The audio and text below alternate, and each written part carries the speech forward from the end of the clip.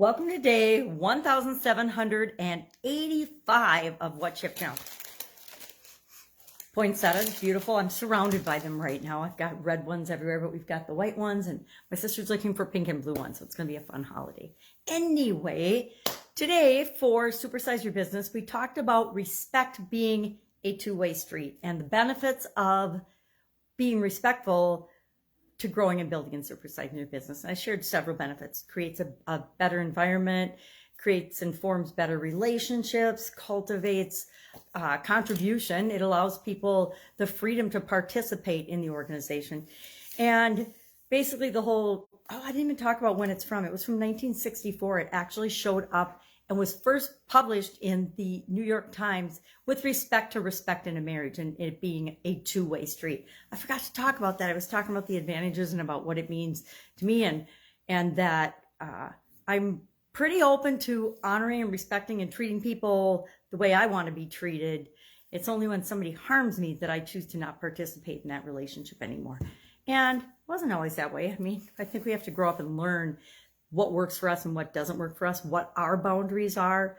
My ex-husband used to use an expression to help teach our kids the line in the sand. What's your line in the sand for how you'll allow other people to treat you? And secretly, a lot of times, and I talked about this, is how we treat ourselves subconsciously is how we treat other people as well. And so we need to be aware that if we catch ourselves snapping at someone or acting in a manner that we really don't like or makes us feel weird, sometimes that's a reminder to check ourselves and say, is that how I'm talking to myself? Is that how I'm behaving inside? Is that how I really feel or what I really believe about how I should treat other people? But then I actually looked this one up on the Chat GPT again. I've had fun throughout the last week playing with this artificial intelligence tool. And it is just that. It's a tool just like Google and Excel spreadsheets and Word documents and websites and marketing and sales and all these things are tools that we use to make our life easier and better. ChatGPT is a tool that's coming down the pipe and AI is coming and we can ignore it and say, ain't it awful? It's going to destroy Google. It's going to change the world. But guess what? It wasn't that long ago that Google even existed, at least with respect to the length of my lifetime. So Google didn't destroy the world and it's trying in some ways, but it's not going to happen. And AI is not going to, and maybe it will, but I think Google is smart enough and big enough now to adapt and change and understand how it needs to embrace and use this technology, or it's figuring it out going forward. Or the truth is they won't exist, but that's valid for any of us or any of our businesses. So I think it's just a lot of marketing and a lot of promotion and a lot of attention getting whenever anyone says something is the next big whatever. It's the best thing since sliced bread. We just talked about that a little while ago. Really, is it the best thing since sliced bread? Or are you just using that terminology to get people's attention because you want them to pay attention to your specific thing?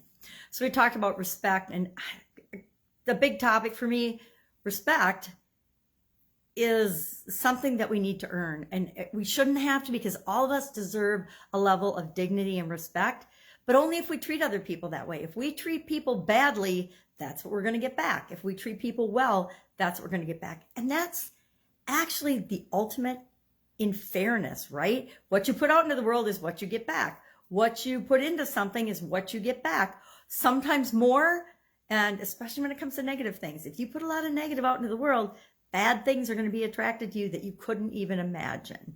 That's why I work on thinking more positively pretty much every day. It doesn't always work, but the days it doesn't work, stuff happens. I'm klutzy. I stub my toe. My knee hurts, whatever. All right, so respect is a two-way street. I actually really like that idiom because it reminds us respect is reciprocal and that we want to be respected and honored, then we have to treat other people with respect. And I've got some examples in my family where that is oh so true. Some people expect respect and a place of honor, yet they've done nothing to earn it. And so we all can see that. We all know those types of people. We see politicians that are not, they expect all of the people that they represent or are supposed to represent to honor and look up upon them like they're royalty, yet they don't keep their campaign promises. They're out just for themselves, not for helping the people that they're supposed to serve. And right now there's a lot of that going on in the world, and some of us are just sitting back and wondering what the heck is going on, because things need to be honest, above board, fair, and ethical and moral and legal for everybody, not just some people. You know, if I don't agree with you or believe what you say because you're lying, why would you punish me because I don't believe you when you're being dishonest, evil, and lying, etc. So we always have to think for ourselves. I think I've probably said that 1,000 times this year if I've said it once. We need to think for ourselves, listen to our head, our heart, and our intuition, because if there's a buzzer going off inside us somewhere, at least that's how I describe it, or if there's an inkling that something is wrong, either when we're thinking about it, we're feeling about it, or our instinct, we're tapping into the third eye or whatever it's called, our instinct, our intuition. If something feels off, then it isn't right for us. And that's okay, because what's right for a lot of people might not be right for you or me. And we have to always keep in mind, we're 100% responsible for ourselves and choosing what we do and do not participate in, what isn't right for us. And if it feels off, if it feels like it's not right, I'm begging you to not do it, because that's one of the biggest lessons I've learned. If I make a choice that I think is good and smart in my head, but my heart and my intuition are saying no, or I don't know, something's not right about this, every time I've done that, it's led me down the wrong path and been a big mistake. Our topic for the BU 365-day challenge today, 2 questions I'm asking every day. And the first one was about, does every human being deserve respect no matter what they do?